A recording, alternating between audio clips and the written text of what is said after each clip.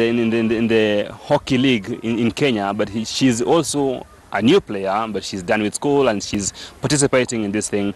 Harriet, what does it mean to play hockey in Kenya? Playing hockey in Kenya is very advantageous because there are a lot of skills you learn apart from the skills that you play in the field. You get the discipline, you get the agility, you get the strength, everything, your physical ability.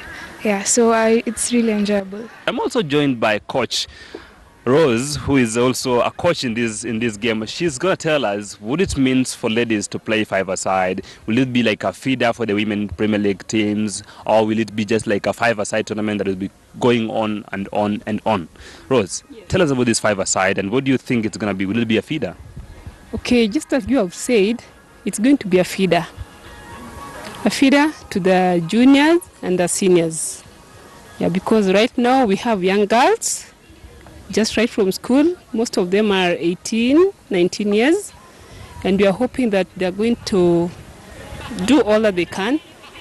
The five-a-side team that is just going on right now at the moment, does it mean something to you? Does it feel like it's going to be something big? Will it give you a team that will present Kenya in the Olympics 2022, whereby we'll have a Youth Olympics? Do you think we'll have a team like that? Will you think we'll just do better in terms of that? Definitely. It's always said, the earlier the better. Because if we start as early as this, we want to try and maintain the girls. So that when the junior team comes 2022, at least we'll have a team that will represent the country. These girls go to different schools. They don't school in the same school. They go to different schools. They play in different grounds. Some of them are horrible. They're not even having any piece of turf like this one that we are just stepping on at the moment. What does it mean? How do you get these ladies come together? How are you going to make sure that they are together all the time so that they don't get to the point whereby we have a team, five-a-side, they come and play. After playing, they disappear again. Then we don't have a strong team which can stick together. How are you going to manage that? Okay, when it comes to that, there's always a technical team that writes down a program. As we are approaching the tournament, the program is drawn up, the dates are given. We call the girls because we know them and we know where they're schooling. We call them, bring them together, we give them the days to train, and that's how we come to bring them together so that we can use the surface which is proper for them. But you could admit it's not an easy thing. It's not an easy thing because you find some of them, they keep on changing where they are. Colleges, some are out of the country, some go, they just decide to take other sports, but we are hoping and we want to maintain them. We just want to make sure that we maintain, now that we've started with this Hockey 5, we want to try and keep the girls together. So last year when they went to Buenos Aires, they came back. Some of them were candidates for the Form 4 exams, and at the moment they returned back into the country, 2 days to 3 days later, they were doing the national examinations. That one, do you think it affected them, and how are you going to do it differently 2022 so that it doesn't become the same issues again? One, I will say the boys knew what to expect. So we worked with the various schools and the parents. The parents really did support us. The teachers in the schools also did prepare them well for the exams. And keeping in mind, remember my fellow coach, the one we traveled to Argentina with that is Kevin Lugalia. Remember, he's a high school teacher. So we were even reading. We were doing the revision away in Argentina, and that was not specific to Kenya. I saw the Canadians also revising for their exams. So that was an observation that was made by the Anglo-speaking Anglophones, that the IOC needs to adjust the dates for the Olympics, because at that time most of their youngsters are sitting for the exams. So we hope there will be a change in 2022. Coming to the issue of preparations, you realize that the age group that is going to participate in 2022 Africa Youth Games and the Youth Olympics. They are the kids who've just joined Form 1 now. Because remember, these games are age specific. You have to be 18 years old and below, so between 15 and 18. So the process has started, not here today, but we have the coaches that are handling these boys in school. If you realize, part of this TAP program, it's actually tapping talent at the grassroots. So this program is going to empower these coaches, the umpires, so that come 2022, we will see Kenya running away with the gold medal in the Africa Youth Games, subsequently qualifying for the Olympics, and then who knows, even run away with the Olympic gold. That is Coach Mike, the Vice President of the Hockey Kenya Federation. It's quite one of the most important interviews that I've ever had with the Hockey Department and Hockey Kenya Federations, whereby we have very clear information from these guys. IOC has to get their things right. They have to get their cards right. They have to do their thing. They have to make their preparations so they don't hinder classes and school students from getting their exams right or doing their things on time, so that they prosper both educationally and in sport-wise things. So from here at the hockey grounds, we have to call it a day and say Hoye Hockey Kenya, and we hope that countries like Tanzania, Malawi, Seychelles, India, Austria will join this tournament if it will be there next year. Well, thanks a lot, Jeff Mogire, who's at the City Park Stadium here in Nairobi. Let's shift gears. Let's move on to some rugby, and the tennis side women's rugby got into the second leg this morning at the KCB Ruaraka grounds. Calvin Kimathi was there and filed the following. Well, Robinson, it's all about explosive women's rugby here at the KCB Sports Ground as the leg 2 of the Kenya Rugby Union Women's 10-a-side rugby tournament is going down here at the Den. Remember, the first leg was played last week at the Kenyatta University, where Nakuru ladies won the first leg after beating Impala 12-7 in the finals, and they have continued with their winning streak today after beating Comras 51-0 points. That was a total thrashing for Comras in Group A. There's still plenty of action going down here on my background. You can see the likes of Homeboys are playing here the group matches, and in other results of the day, Comras were beaten by Shamas 29-0. Mwamba thrashed Dolphins 31-0. Northern Suburbs beat Blood Babes 36-0, while Nakuru beat Comras 51-0 points. Now, matches will be played to the end of the day. A couple group matches will be played. The quarters and semis and the finals of the second leg will be played here today. It's all about women's rugby. And right now I'm going to speak to some of the players that were very instrumental in today's matches. I will be speaking to captain of the Nakuru ladies, who led the team and made sure that they got that 51-0 win against Comras, and later on they're also going to play Shamas in their group match.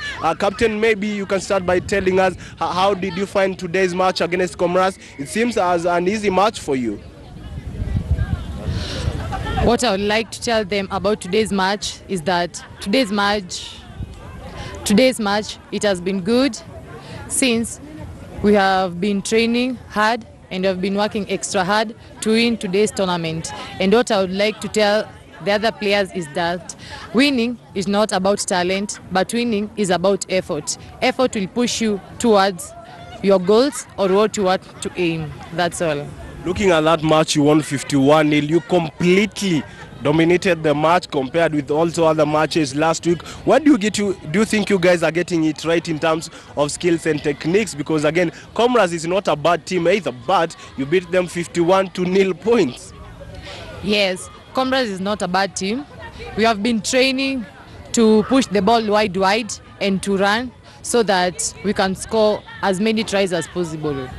Yes. Now, going forward in the next few matches, what should you expect from Nakuru ladies?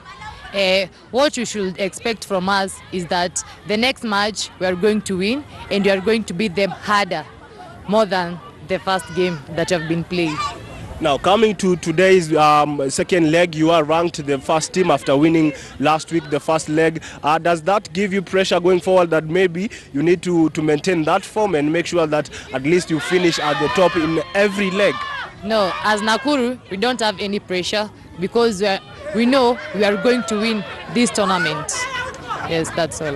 Okay, thank you and all the best in the next matches. Now that Nakuru ladies captain, and now we turn to Northern Suburbs. They beat Blood Babes 36-0 to their first group match. Later on, they're facing Homeboys. It's going to be an exciting match. But first, let's get the opinion from their captain. How was the game? My name is Sheila. The game was so good. We enjoyed the game. First things first is enjoy the game. Learn things from playing the rugby. We were expecting to beat them more. We did our structures. We did everything we had to do, but all in all, we thank God for the win. We thank God for the energy and everything. We are hoping for the best and we are hoping to win because we are hosting. For the last leg, we were number 4. We wanted to win. We did small mistakes which we have to correct it. We are hoping to win. This time we just have to win. Yeah, we were playing with Blood Babes. That was my former team. And we did our best and we are hoping to beat Nakuru. As the last time they beat us, but this time we have to beat them.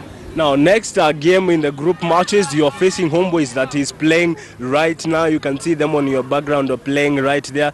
What should we expect from that match? I know it's going to be a really tight match because Homeboys are currently doing well at the moment playing right there. And you have won your first day match. You're going to that match really motivated. Yeah, for Homeboys, we call it Go Kombaya. Kang. So we have to go hard, we have to run hard, we have to use our skills. We are the same skill level, so we have to do what we have to do and get them. But we always beat them. We have to beat them. Kuru beat you in the first leg, but in today's matches, if you end up meeting them in one of the finals, do you think that maybe you'll be able to stand their good form that they are in? We also have good form. Yeah, we were a little bit shaky about it, but of course when we get them this time, we're going to beat them. Yeah, we are ready for them, ready for any other team. Homeboys, Nakuru, Impala, we are ready for them.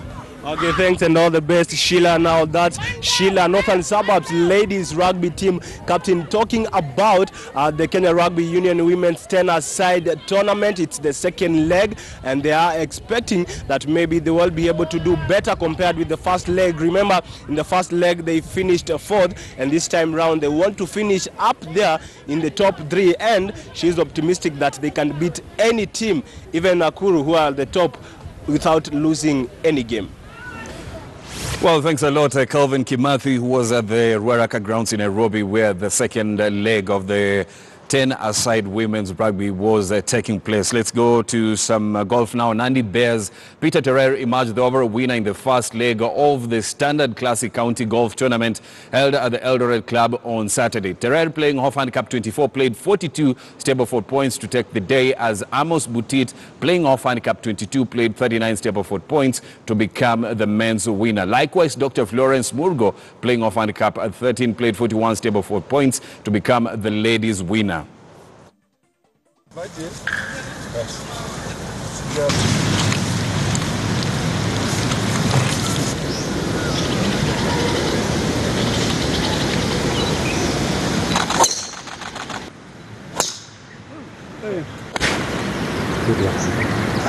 Get Kenyans playing at the highest level. Now that even the Kenya Open has become a European tour event, then we have to put in more so that we start churning out younger golfers who are very well trained and who can grow in those spaces.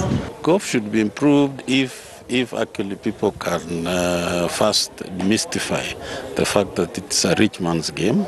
Number 2, that it can be taught even in schools, introduce people in schools.